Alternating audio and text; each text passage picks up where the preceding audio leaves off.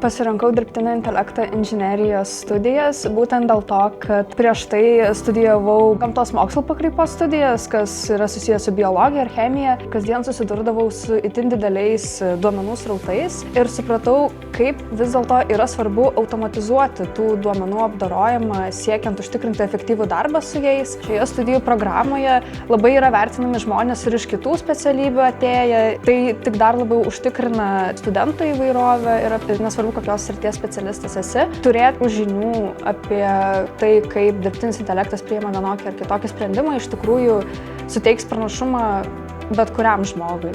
Mano lūkesčiai buvo išmokti, kaip dirbtinį intelektą galima būtų pritaikyti ir realiose sistemose. Ir būtent šitos studijos ir užtikrina tai, kadangi dėstytojai ne tik pateikia užduotis, kurios reikalauja programavimo žinių, bet tuo pačiu mes esame mokomi ir kritiškai analizuoti, kaip dirbtinis intelektas priima vienokį ar kitokį sprendimą ir kas slypi už to.